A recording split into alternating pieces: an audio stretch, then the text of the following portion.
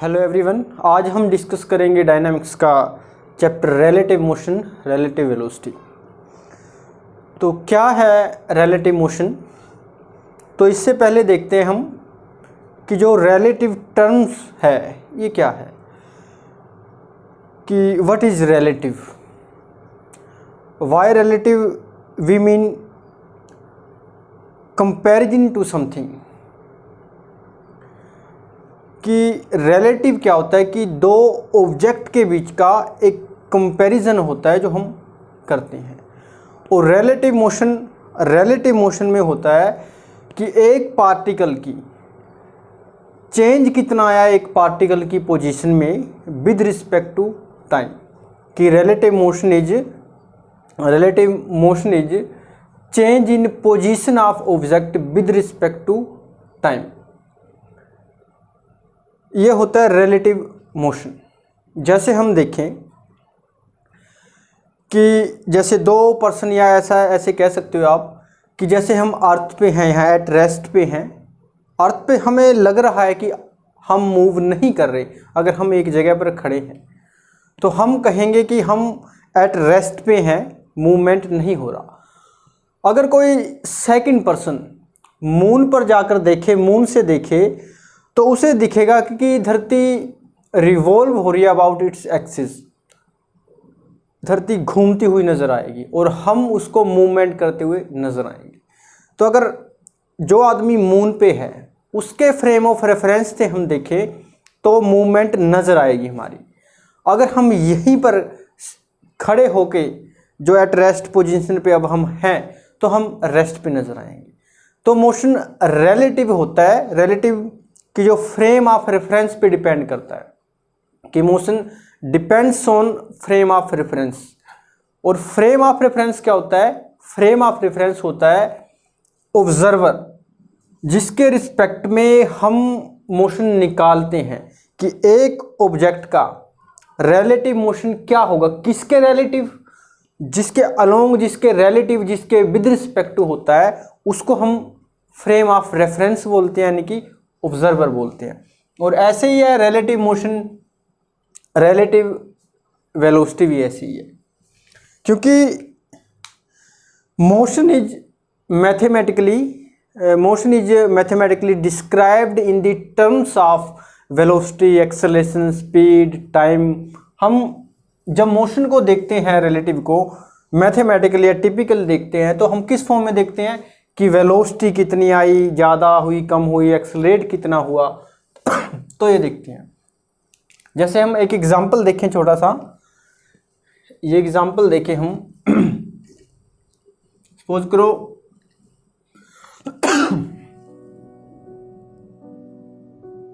ये कार है,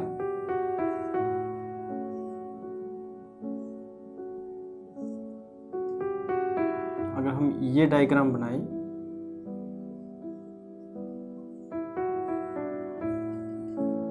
एक कार के अंदर दो पर्सन हैं,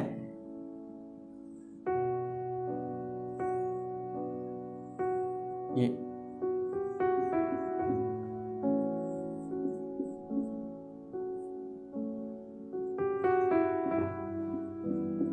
यहां से हम देखें, अगर हमने सपोज किया कि दो पर्सन कार के अंदर बैठे हैं और कार मूव कर रही है,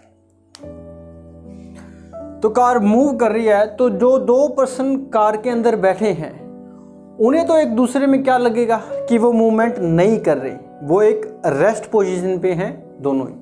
तो अगर फ्रेम ऑफ रेफरेंस हम कार में बैठे आदमी का ले, तो वहां पर कोई मूवमेंट उनके बीच में नहीं हो रही, वो स्टेबल है।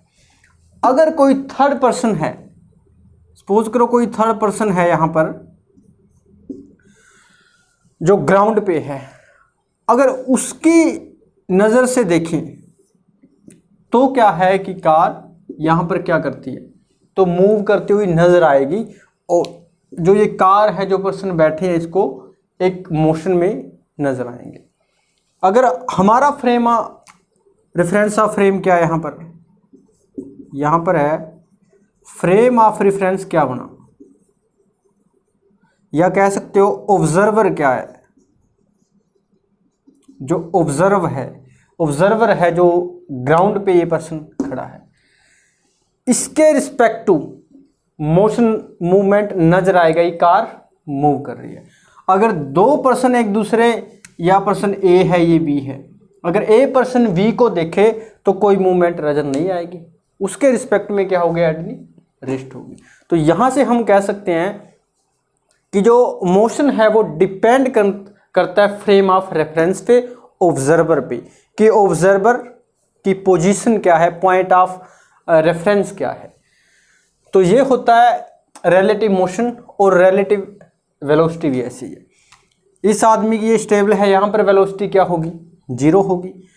और यहाँ पर देखो इसके अकॉर्डिंग अगर ये देखे तो कार की वेलोसिटी क्या होगी, ये वेलोसिटी 0 होगी, तो कार की वेलोसिटी चेंज होगी। या दूसरा एग्जांपल देखते हैं, जैसे हम ये देखते हैं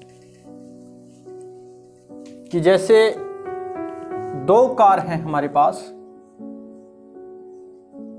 ऐसे ले सकते हैं हम।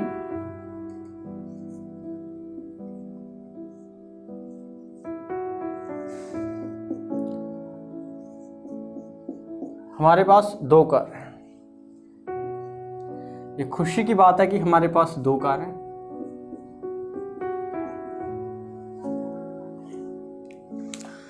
हाँ जी, कार ए और कार बी,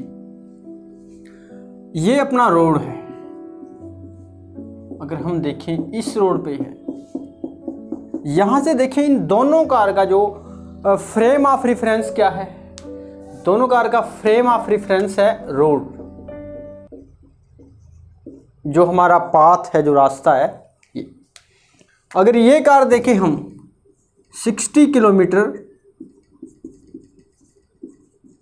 पर आवर की स्पीड से है, ये कार देखें 40 किलोमीटर पर आवर की स्पीड से जा रही है। दोनों की डायरेक्शन क्या है, सेम है। डायरेक्शन दोनों ही क्या है, सेम। इधर तो यहां से देखें, अगर हम अगर हम कार की रिलेटिव वेलोसिटी निकालें कार ए की, तो क्या होगी relative velocity with respect to किसके रिलेटिव में, बी के रिस्पेक्ट में। तो हम निकाले, क्या कहेंगे हम कि जो रिलेटिव वेलोसिटी वी किसकी, कार ए की, विद रिस्पेक्ट टू अपने क्या लिखना है, वी। तो क्या होगी, हम लिख सकते हैं कि rate of change in position of car a relative to v, या ऐसे लिख सकते हो with respect to car v. जो रेट ऑफ चेंज है पोजीशन में इसका विद रिस्पेक्ट टू वी के, ये क्या होगी, हमारी रिलेटिव वेलोसिटी होगी कार ए की विद रिस्पेक्ट टू वी। होगी कैसे, लिख कैसे सकते हैं हम, क्या है इसकी वेलोसिटी 60 किलोमीटर पर आवर, और माइनस करेंगे हम 40 किलोमीटर पर आवर, तो कितनी आई, 20 किलोमीटर पर आवर वेलोसिटी होगी कार ए की विद रिस्पेक्ट टू बी। एक बात ख्याल में लेनी है आपने कि दोनों की डायरेक्शन सेम है। हमने माइनस क्यों किया, क्योंकि जैसे जैसे कार की स्पीड ज़्यादा है, ये कार इसके नज़दीक आती हुई नजर आएगी, तो इसे लगेगा कि ये कार इसके नज़दीक आ रही है। तो नज़दीक मीन इसमें से जो वेलोसिटी है कार की हम माइनस करते हैं ये। अगर हाँ ऐसा हो कि दोनों की डायरेक्शन अपोजिट हो, तो क्या बनेगी वेलोसिटी, रिलेटिव वेलोसिटी v की क्या बनेगी, यहाँ पर क्या है, डायरेक्शन अगर सेम है, डायरेक्शन क्या है, सेम है। अगर डायरेक्शन क्या हो, अपोजिट हो, दोनों कार अपोजिट हो, तो रिलेटिव वेलोसिटी कार ए की विद रिस्पेक्ट टू वी में क्या बनेगी, दोनों का क्या होगा, प्लस होगा, यानी कि 100 किलोमीटर पर आवर हम कहेंगे, 100 kilometre per hour relative velocity होगी विद रिस्पेक्ट टू वी, क्योंकि दोनों एक दूसरे के करीब नज़र आती हुई आएंगी, जो इसकी वेलोसिटी है वो इसमें तेज हो जाएगी। जैसे एक एग्जांपल और देख सकते हैं, मान लो हम ट्रेन में हैं, हमारी ट्रेन अभी चली नहीं, तो अगर दूसरी ट्रेन आती है 60 किलोमीटर पर आवर से, तो हमें वो नज़र आएगी कि ट्रेन 60 किलोमीटर पर आवर ही आ रही है। और अगर हमारी ट्रेन भी चल रही है 50 किलोमीटर पर आवर से, तो जो दूसरी ट्रेन आती हुई नज़र आएगी हमें, वो 60 किलोमीटर पर आवर की स्पीड से नहीं, बल्कि हमें लगेगा कि वो ज़्यादा स्पीड से आ रही है। क्यों? क्योंकि जो हमारी वेलोसिटी है उसके अंदर वो ऐड हो जाती है। कब? जब डायरेक्शन क्या हो जाती है ऑब्जेक्ट की, जो मूव कर रहे हैं अपोजिट हो तो प्लस होती हैं, अगर डायरेक्शन सेम हो तो हम वेलोसिटी को माइनस करते हैं। इसमें से किसको माइनस करते हैं? कि जो ऑब्जर्वर होता है जिसके रिस्पेक्ट में हम रिलेटिव वेलोसिटी निकालते हैं, जिसके रिस्पेक्ट में। ये था। तो डिटर्मिनेशन देखते हैं रिलेटिव वेलोसिटी की क्या बनेगी। डिटर्मिनेशन ऑफ रिलेटिव वेलोसिटी हम वेक्टर की फॉर्म में कैसे लिखेंगे इसको? जैसे ये है, अगर हम यहां लिखें, ये वेक्टर P है, इसकी वेलोसिटी क्या है? U है, U वेलोसिटी है ऑब्जेक्ट P। और दूसरा हमने ले लिया कि ऑब्जेक्ट क्या है? Q। ऑब्जेक्ट Q की डायरेक्शन भी सेम है, और वेलोसिटी क्या है ऑब्जेक्ट Q की? V। तो हमने देखना है कि अगर हम रिलेटिव वेलोसिटी निकालें ऑब्जेक्ट P की रिलेटिव टू Q या विद रिस्पेक्ट टू Q, तो कैसे निकालेंगे? तो यहां हम निकाल सकते हैं कि जो इसके पैरेलल वेक्टर है, इस वेक्टर को हम ऐसे यहां ड्रा कर सकते हैं। इसके पैरेलल ये वेक्टर हमने यहां ड्रा किया, इसको हम लिख सकते हैं ये Q वेक्टर हो गया। इसको आप लिख सकते हो कि ये वेक्टर क्या हो गया? वेक्टर Q, और ये था वेक्टर P। इसको नाम A दे लेते हैं, ये वेक्टर P, यहाँ नाम A दे लेते हैं। इनिशियल पॉइंट दोनों का A है, और ये P। यहाँ से हमने अब देखना है ये पॉइंट E, ये है ऑब्जेक्ट P, ऑब्जेक्ट Q। अब हमने देखना है कि जो ऑब्जेक्ट P है उसकी हम रिलेटिव वेलोसिटी निकालें with respect to object Q के। तो कैसे आएगी? हमने कहा था कि रिलेटिव वेलोसिटी क्या होती है? रिलेटिव वेलोसिटी पोजीशन के अंदर चेंज होती है with respect to another object. Another object means Q, कि जो वेलोसिटी Q की है उसकी पोजीशन में कितना चेंज आया, जो ये है। तो यहां पर अगर हम कहें तो रिलेटिव वेलोसिटी क्या बनेगी? हम लिखें तो relative velocity of object P क्या होगी? With respect to object Q। तो ये क्या होगी? वेक्टर E और V होगी, क्योंकि इन दोनों का क्या है? जो चेंज आया पोजीशन के अंदर, रेट ऑफ चेंज है इस पोजीशन के अंदर। हम अब इसको क्या लिख सकते हैं? ये है rate of change in position of P with respect to Q। ये तो आएगा क्या? EV बना क्या अपने पास?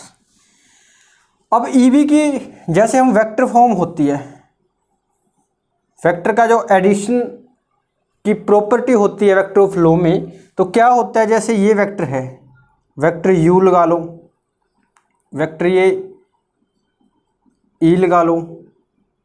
हम कैसे लिखेंगे अगर इस वेक्टर की डायरेक्शन क्या हो? ऐसे हो। एक साइकिल में है ना कि इसकी डायरेक्शन इधर, फिर इसकी डायरेक्शन इधर, तो दोनों का सम हम क्या लिख सकते हैं? दोनों का सम हम ये लिख सकते हैं कि जैसे ये लगा लो v, v plus u equal to हम क्या लिख सकते हैं, वेक्टर e लिख सकते हैं। बट यहाँ क्या है, इसकी डायरेक्शन क्या है, फ्रॉम a टू e है इसकी डायरेक्शन क्या है, फ्रॉम a टू e है, और इसकी direction from a to v, और ये डायरेक्शन है from e to v।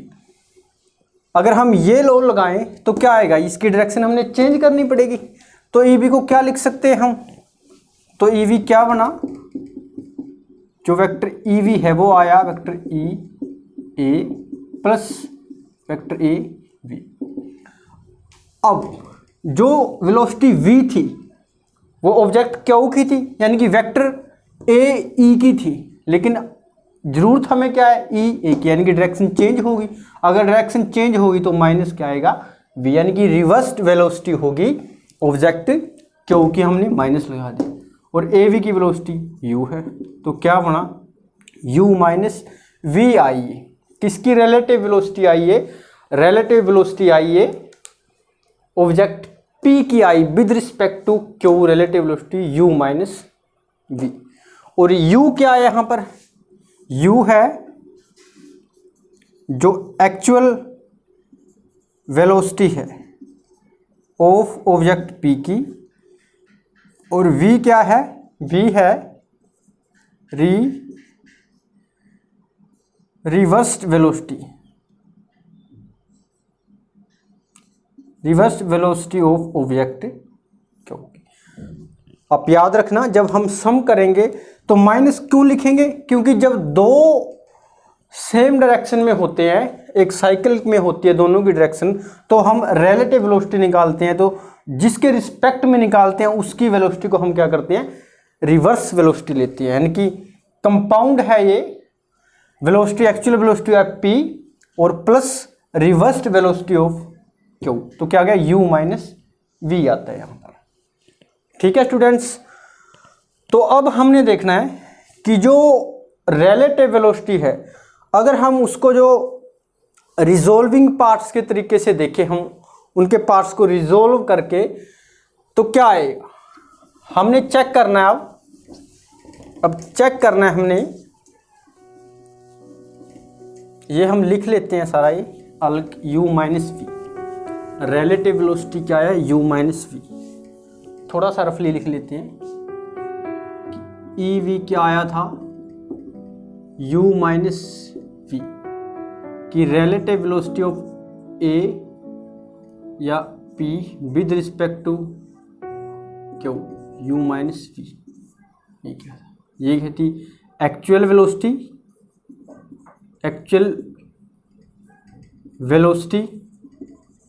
Of P, और ये था reverse velocity of object Q। तो अब करते हैं